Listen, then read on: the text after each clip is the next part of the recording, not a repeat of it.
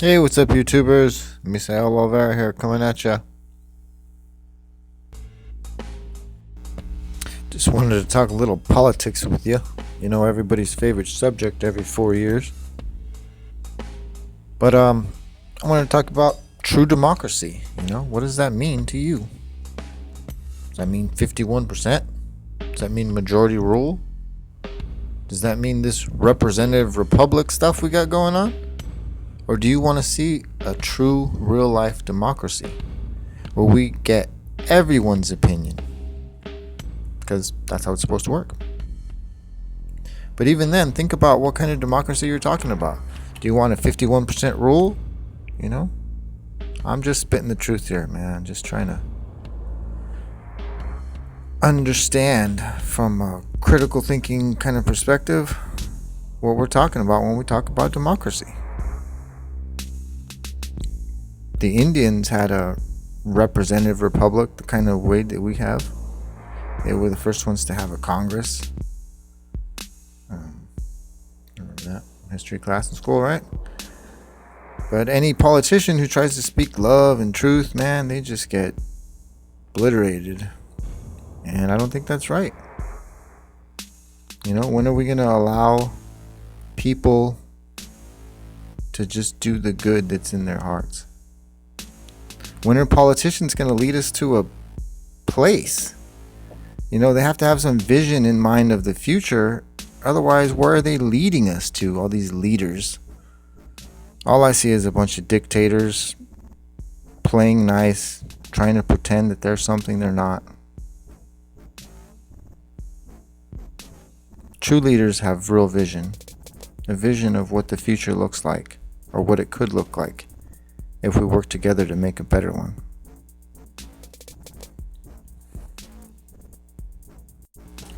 Anyway, all this talk of democracy actually gets me thinking about the wisdom of a crowd, right? Once you have everyone's opinion, there's this awesome mathematical principle that comes about, right? Like it comes from the concept that if we all guess on something like the jelly beans in the jar at the fair, each of our guesses is actually wrong. But if you add up all of our guesses and then divide them by the number of guesses, that average is going to be so totally close to the right number, the exact right number of jelly beans in that jar. So there is a wisdom that can only come about when all of our opinions are gathered.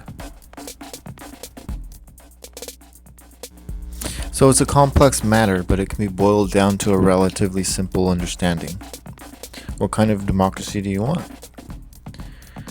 If there's 10 people in the room and let's say 4 of them are vegetarians and 6 of them are not, does that mean 4 people aren't going to eat because it's very important to them to stick to their lifestyle choices, and should we go along with the illogical people who would rather poison their bodies and stuff than people who would rather be healthy because they don't make up the majority?